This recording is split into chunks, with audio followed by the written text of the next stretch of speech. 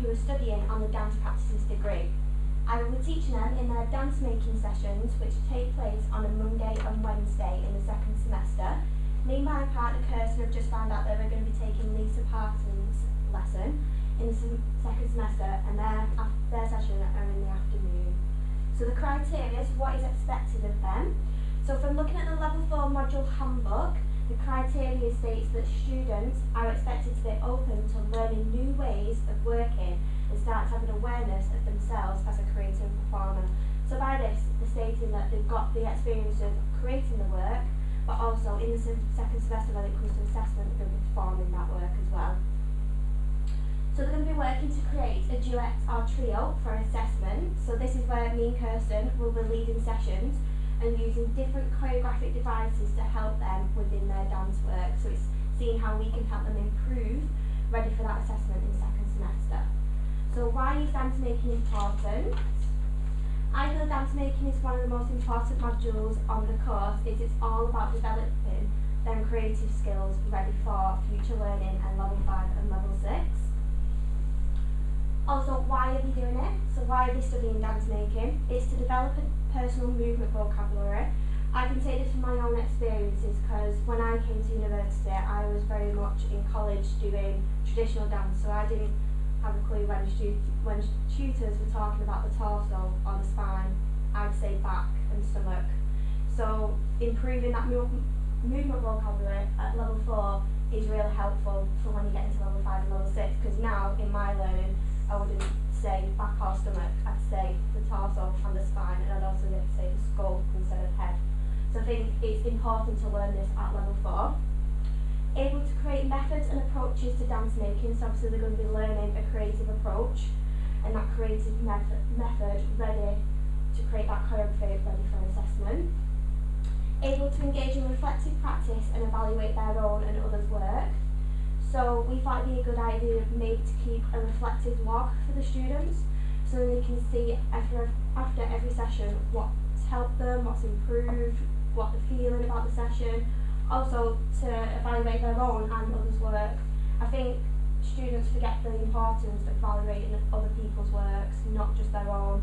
So I think this is something that we want to work back, especially through peer feedback, which I'm going to explain in the later slide. So, pedagogy in relation to dance making. So, choreographic methods for generating dance content in a new dance tended towards experimentation and improvisation by dancers who are also aspiring dance makers working alone with partners or in small groups. Bannon and Sanderson also state that this approach fosters greater freedom for people, moving away from blind loyalties, obedience to slogans, rhetoric or mass emotion. So by this, Bannon and Sanderson are stating that you can express yourself without following a set routine or a set phrase, and I think at by level 4, coming from college or wherever they've studied, it's always command. It's always, they're not used to really exploring, they're always used to something being set by a tutor. So that's why dance making is so helpful, because they can move away from that loyalty. So transferable skills, so educators should adapt a strategy that develops skills such as analytical and critical thinking, written communication, oral communication, teamwork and negotiation skills, and that's what Mohammed and Lashin have stated. So in my sessions with Kirsten, I'm hoping the students will learn a variety of skills that they can progress into level 5 and future learning. So motivating others, obviously with their duet or their trio, they've got to be motivated, unless nothing will happen, unless they're both in that positive mood to get the work done, really be focused, everything like that. Attention to visual detail, so I think students forget this all the time, the actual attention to what they are working, why are they doing that movement, are they throwing that movement away, could they improve an arm, could they improve a leg, how can they make that duet better than what they've already got. Assessing and evaluating own and others' works, so like I said before about maybe the reflective log and maybe also video recording. I think students at level 4 forget the importance of recording their own work to see the development, how they progress over every session. Dealing with obstacles and challenges, obviously they will be challenged if something isn't working with the duet or they can't get the rehearsal time or they can't get anything like that. It's that obstacle of dealing with that they need learn that at level 4, especially if they're going to do choreography in level 5. Some problems might be erased there so they can deal with them already. And also managing time as well. I think students forget that they need that rehearsal time, they need that extra time to really improve on what they're doing. And especially looking back now, I wish I had more rehearsal time and I manage my time a lot more, so we want to pass that knowledge on to our students. Student-centred learning. So students construct their own personal representations of knowledge and link new information for their prior knowledge and concepts. So student-centred learning is all about learning new information for your personal knowledge and gaining new experiences. So obviously our students will be having a new experience. They've never been taught by me in person, so that's a new experience in itself, getting new tutors. Also they're going to be doing a whole different new work, so that's also gaining personal knowledge and new information offers our tutors. So lesson planning, teaching styles and experiences. So moving on to what we're going to be doing in our sessions. So in our sessions we're going to be working with a different choreographic device each week with the students. So we'll be looking at breath, speed, time, anything like that. We've not 100% set it yet, but we feel like using that different device every week, they can really focus on something each week and develop their duets.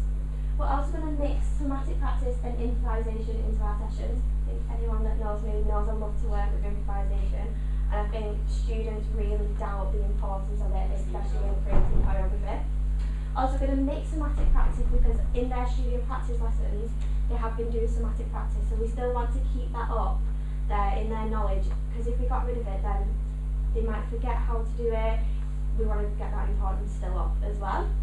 So teaching styles, so the different teaching styles I will be using in my lessons is guided discovery, convergent discovery and reciprocal. So given states that guided discovery is the first style in which students become engaged and discover it. You design and give a series of questions designed to bring your students step by step and discovery by discovery to arrive at an answer which is previously unknown to them. So we're going to be focusing on either speed, time, breath, whatever we're focusing on that lesson.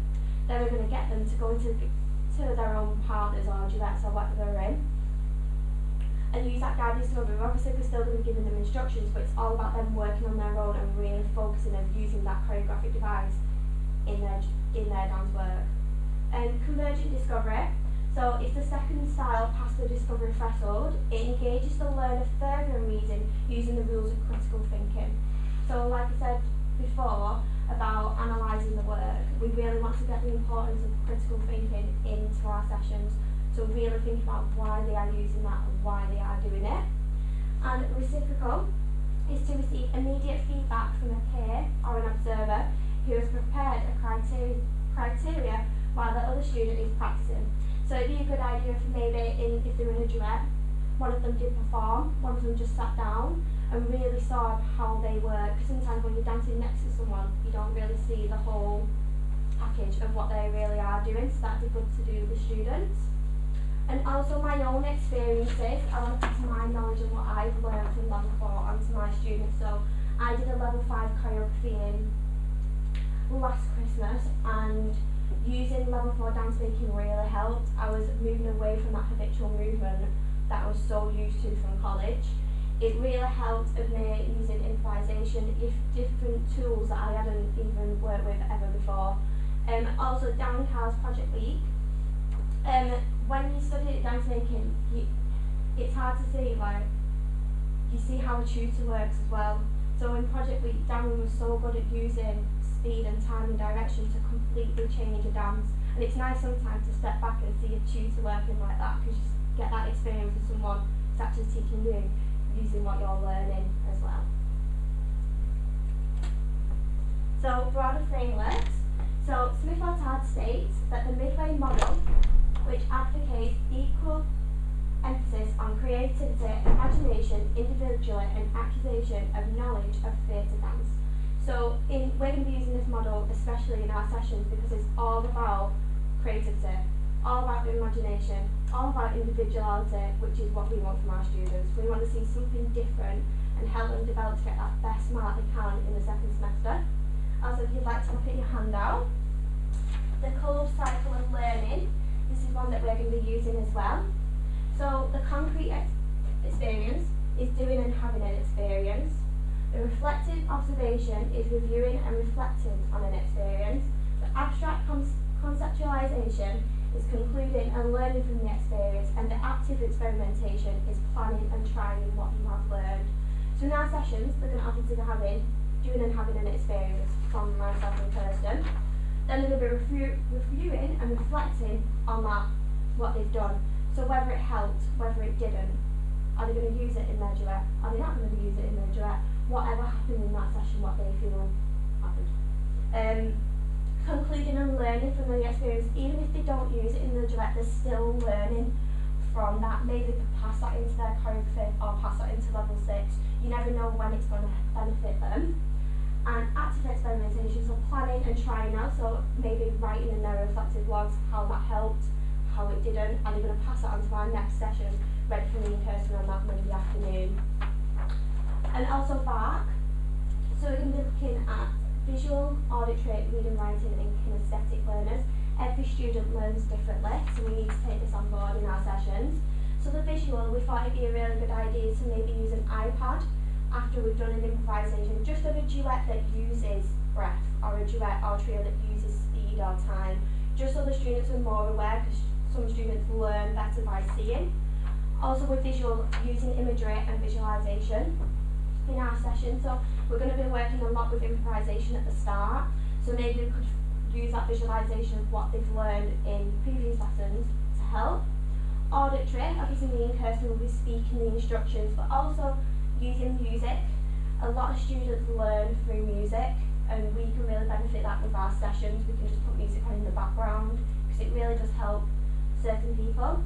Reading, writing, we thought it'd be a good idea to use a handout before sessions, so they can really use that to understand what we're working with. And kinesthetic, we're going to be doing the movement, and also they're going to join in, so we could do demonstrations as well. So observation, so observing, describing, analysing and evaluating all aspects involved in creating and performing, such as viewing by students of their own and professional choreography, should take place throughout dance education. This is what Smith Otard is stating. This really relates to, I think, in whole about dance education. I believe that every student should know how to observe, describe and analyse and evaluate all works, not just their own, performances, professional choreography, everything like that. So observing different dance making sessions. Unfortunately, I've not been able to see Lisa Parsons' dance making because of the timetable. So I've been seeing the students in different classes, dance making and studio practice, just so I can get a feel of the group and how they work. So the different approaches, like I said, I've seen them in studio practice and I've seen them in the dance making. So I've seen them in two completely different environments, two completely different teaching styles, and how they work better and which one they work.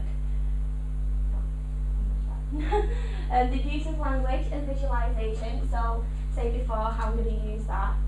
The use of language and visualization, they really relate to it, especially in studio practice. So this is something we could develop in dance making.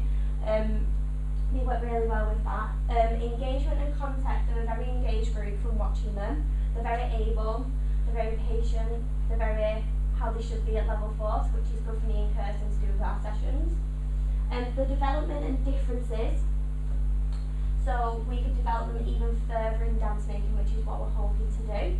And do the students participate and input? I would say yes, from what I've seen them. We watched a dance making session where they all sat in a circle with Angela Walton, and they were asking questions, they were answering questions, they put themselves in there, they didn't just shy back, which is good for us because we're going to have a lot of formal feedback and we want them to really say about how they found the sessions, as they've been helpful, so it's really good for us. And also they do input as well, I can see with the work, because they've got separated into groups, and I was watching one particular group and they all had an input of how they thought they could work better, how they could improve it, was this working, was it not working. So yeah, thank you for listening.